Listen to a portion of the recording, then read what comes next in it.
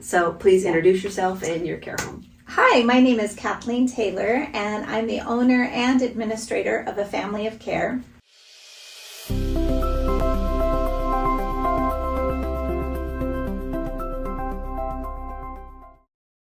I became involved in this industry out of a need.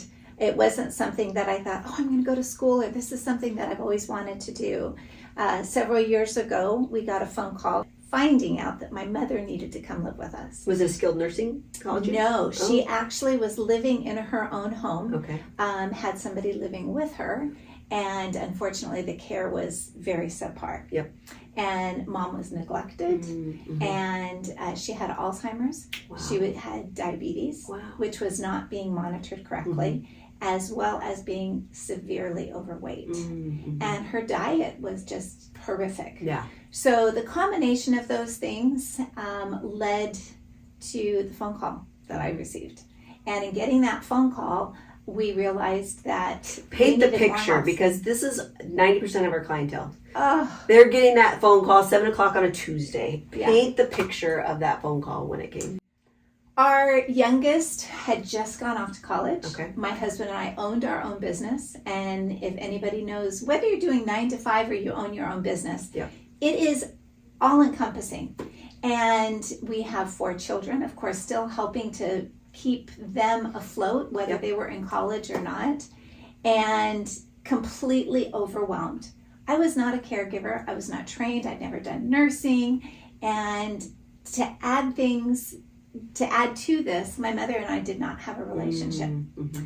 And so because of that, I didn't want to do it. I Yeah. mean, I'm going to be honest. Yeah. This was not something that I welcomed. That Right, this as is you're gonna be an great, empty nester, right? You know, we had been raising kids for 25 years. Yeah. We finally were going to have the house to ourselves, and instead of that, we had to take on my mom. Mm-hmm. So she had a lot of medical problems, but she had Alzheimer's. Mm-hmm. She was angry. She was mad. She was not a happy person. Not somebody that we really wanted to be welcoming into our Yeah. nice, quiet home. Yeah. Thankfully, all of that changed, but it took time. And first of all, it took the realization that I could not do this on my own. Yeah. This was daunting. It was overwhelming. And so at the very beginning, we hired caregivers. And wonderful caregivers they were, but they had real lives. Yeah. And they would cancel. Yeah. And then we'd get somebody else. And once mom would finally get used to somebody, then of course that person would quit or couldn't come in that day. So it fell to me. And in the meantime, I had to sell my business. Yeah. And I stepped away. So financially that was tough. Mm-hmm. And I was overwhelmed. Yeah. So ultimately, thanks to my husband, who's absolutely wonderful, he said, we can do this. And being a builder, we made all the modifications to our home. And I went to school and I got my administrative license through the state of California, learned everything that I needed to know, Yeah. and opened it up. So that first few years was very much a learning curve, but we were living and in the trenches doing this. At one point, you did look at options in and around the area for your mom, and you were less than impressed. You know what? I was mortified on what was available. Yes. Because we decided we'll do the caregiver, have the caregivers in our home, and then realized that wasn't working. Yeah. So I started to look. Yep. And as I stepped into some of these homes, I'll be blunt. Yeah. They smelled like urine. Yeah. Or there were sweet, darling little residents that were left to their own devices, sitting in a wheelchair, slumped over. Mm-hmm. Many of them at 2:00 in the afternoon were still in their pajamas. Yeah. They had never gotten dressed. There was no stimulation whatsoever. There were language barriers. Yes. My mother's hard of hearing, and she couldn't understand them. And that was very, very frustrating. The food, I was dying when I saw the kind of food.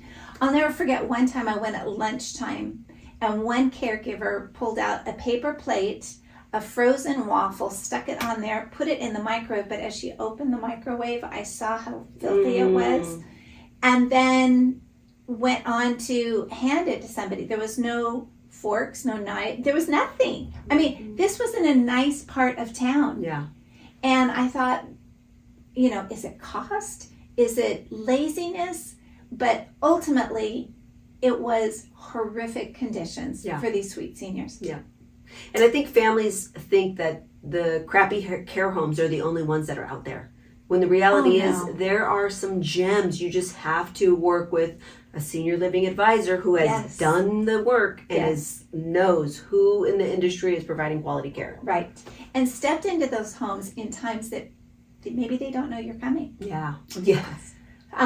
So ultimately what we did is we decided to take that on our own. Yep. And for me, it became our mission statement was that every single day, my sweet seniors received emotional, physical, mental, and social stimulation. Yep. Every single day. So that means they're having exercises every day. Mm-hmm. We're doing activities. I've got these sweet, darling little ladies that they come out in the morning when they have breakfast because everybody comes to the table for breakfast. Everybody gets up, gets cleaned up, gets their clothes on, comes and it's, oh honey, how you doing? Oh, aren't these blueberries nice? Oh, the coffee tastes so good. It is a social experiment every single day. Yeah. And the stimulation is so fun to be able to watch. They live in my home. Yeah. They live across the hall from me. Yeah. And so this has given me the opportunity to fall in love with them. Yeah. They are these sweet, and we've had lots of gentlemen too, but right now we have just ladies. Yeah. And it really has given us the opportunity to give them the love that some of them don't have because maybe family don't have the time, they don't have the energy, they don't have the empathy about them, and no blame whatsoever. But it is a tough transition when you realize that you need to find a place for your parent and what you're looking for isn't there. Yeah, that's so true. So you built it, and then so tell me a little bit about your experience now being an administrator and owner for how many years? Yes, we've done this for 6 years. Wow. Yeah. And in that time, we've also started house number 2. So we have a family of care number 2, and we have a family of care number 3. Yeah. So we have 3 homes, and I oversee all the day-to-day with all of that. But I've got amazing staff, and they just love on my peeps. You know, I've got Carla, and I've got Jada, and I've got Kaya and Z, I mean all of them, and my staff will ask for them, who's coming in today, you know, and they just love on them like their grandchildren.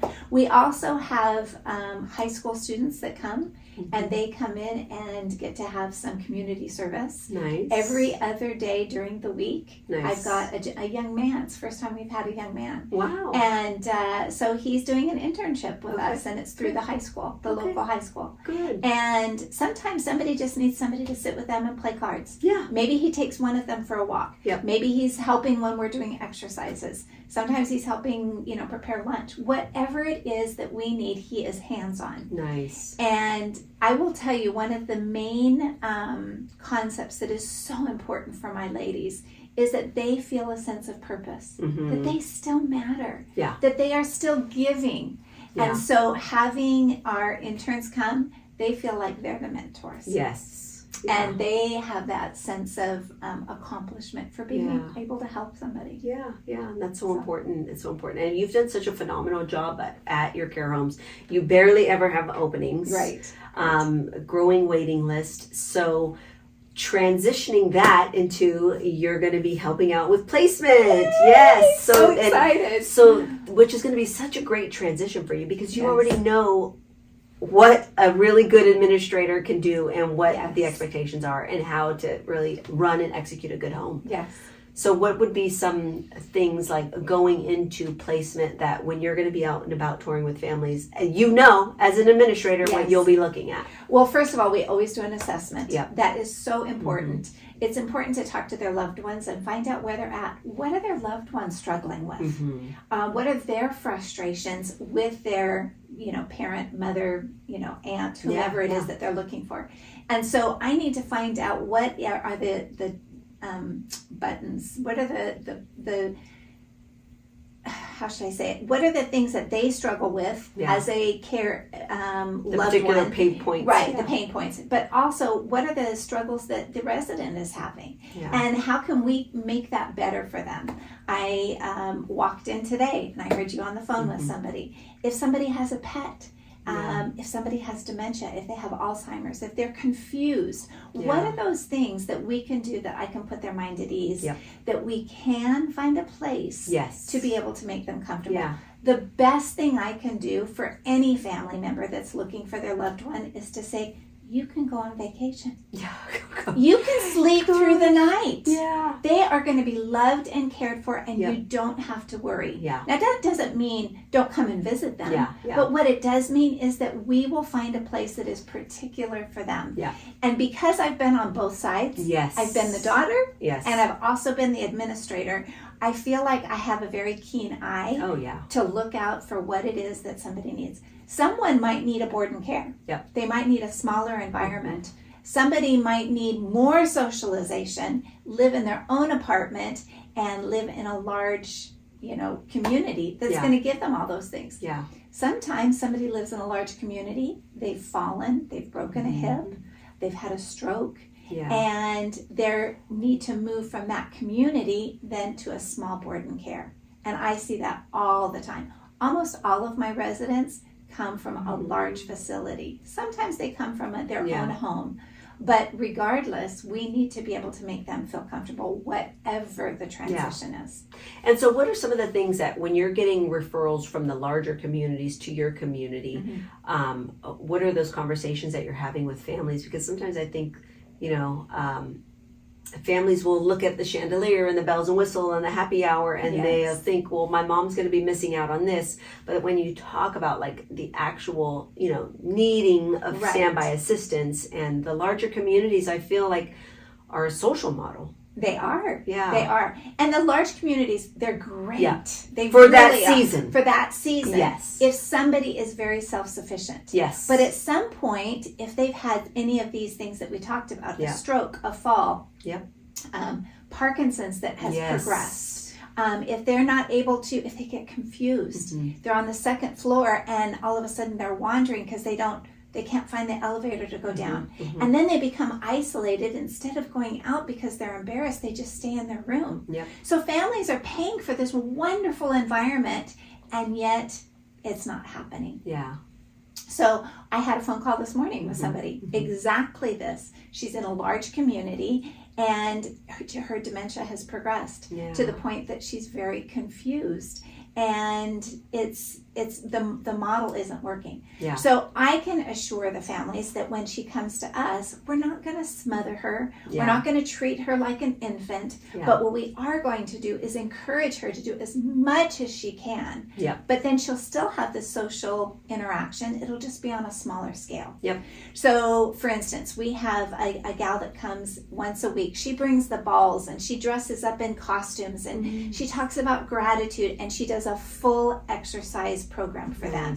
And everybody gets so excited when they get to see Michelle. And the other days we do the exercises with them.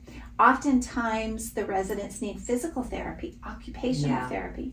In the large communities, there's not always the staffing available for somebody to come in and do 2 times a day what the occupational therapist has asked.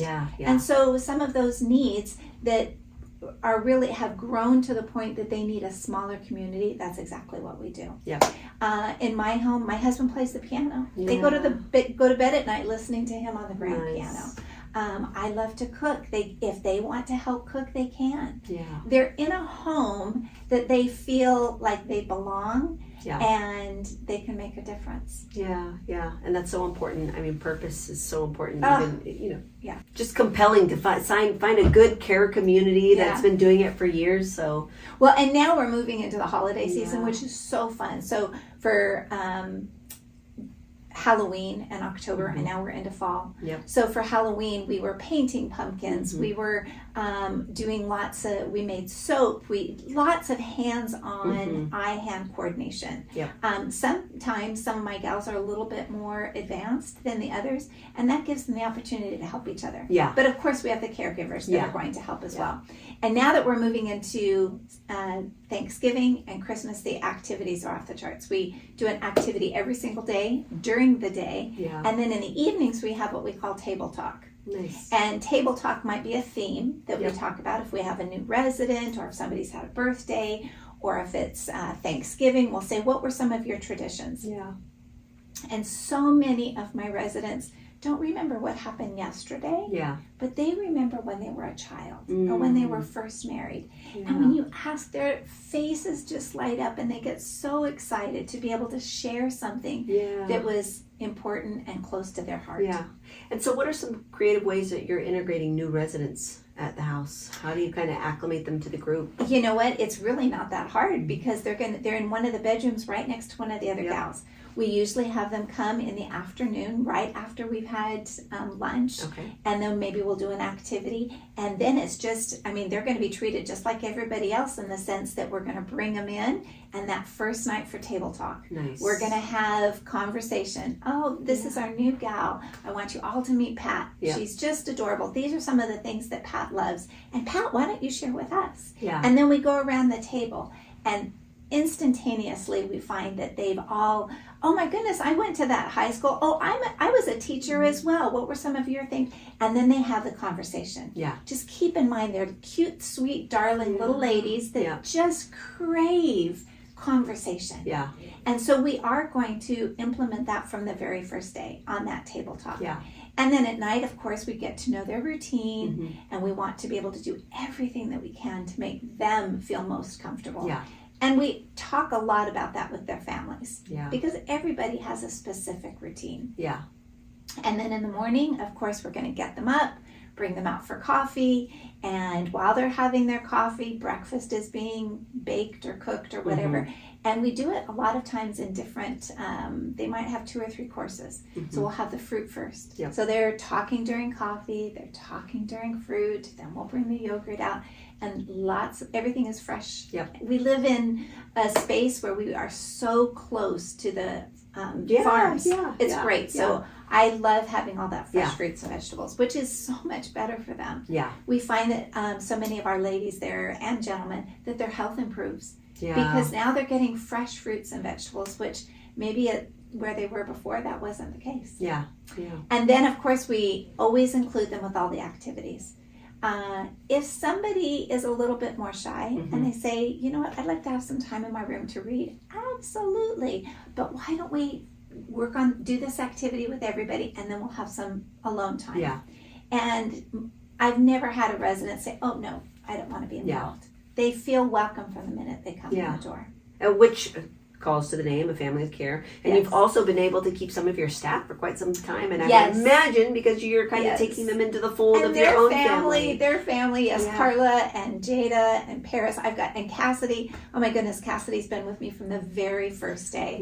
And now she's in nursing school. But she's like, I just can't break away. And so she continues to be part of our group as much as she can. She does all the scheduling. She does a lot of the administrative.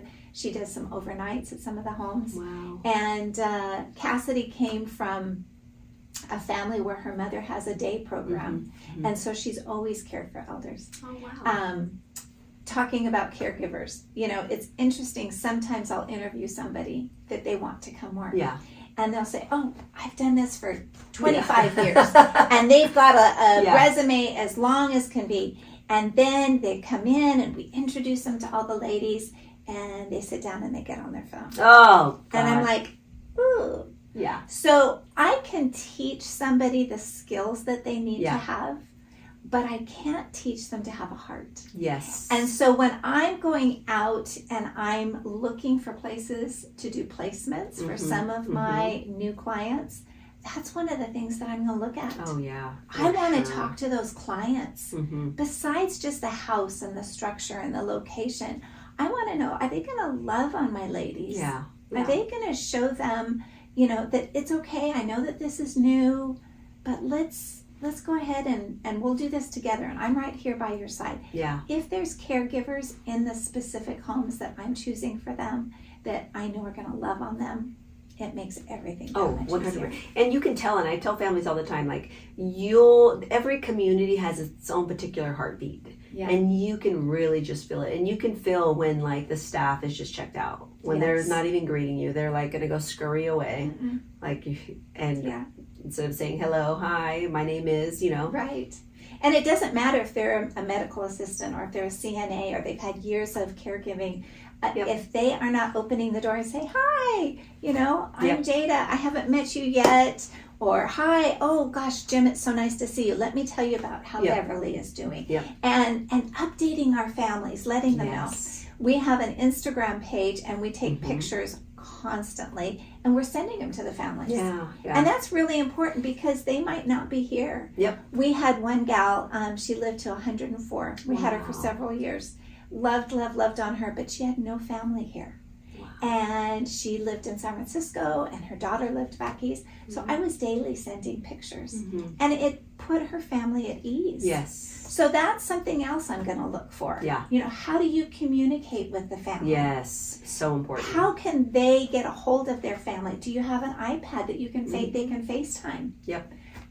We want to be able to have as much communication with that family member as the family wants. Yeah.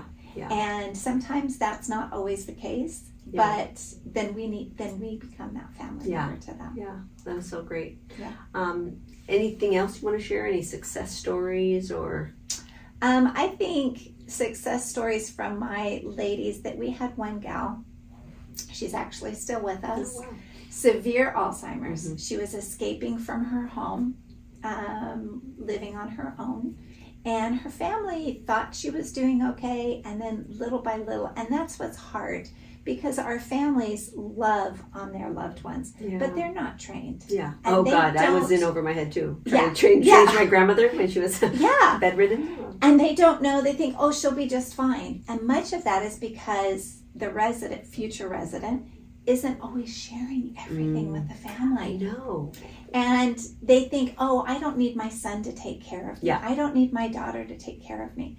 So when I come in and I do an assessment in the home or whether it's in a large community, sometimes I can see some things that maybe the family isn't aware of.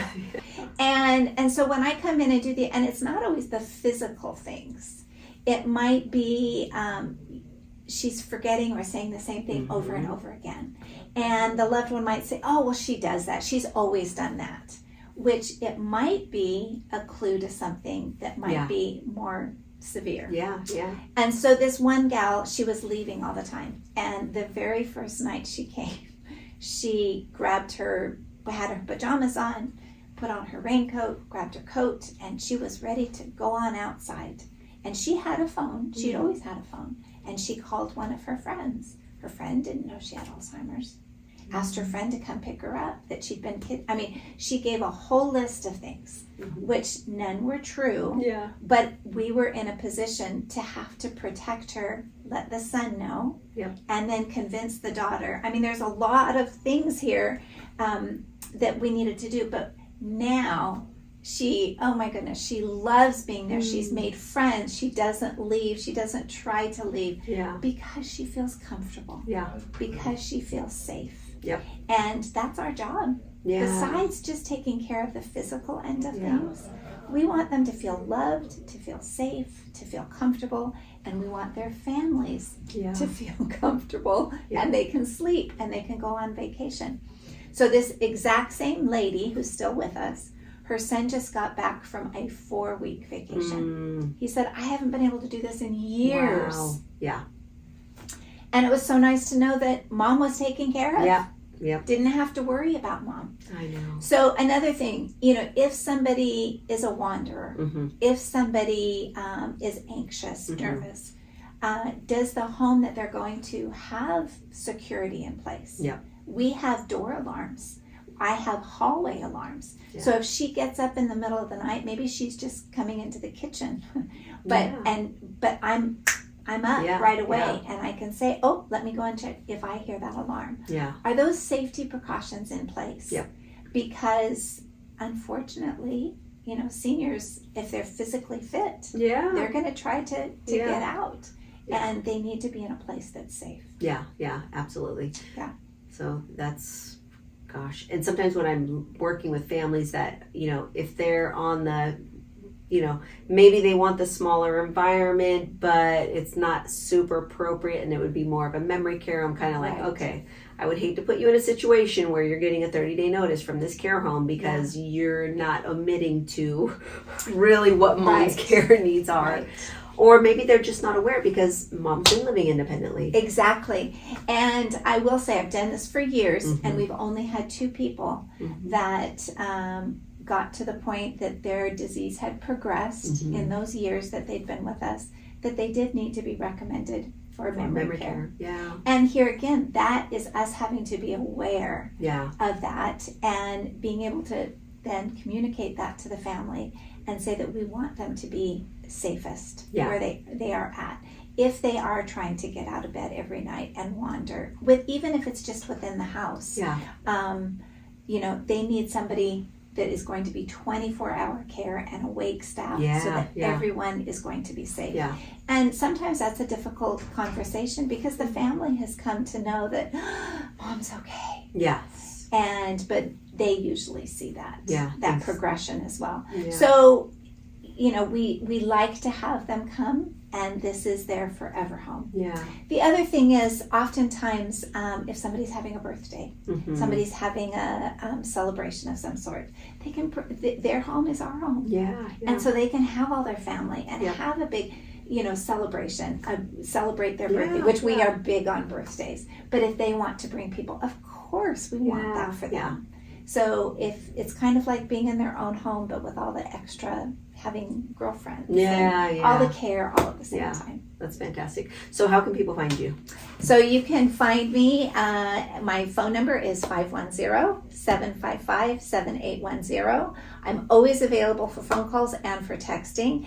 And you can also find me at Kathleen at creatingnewhope.org.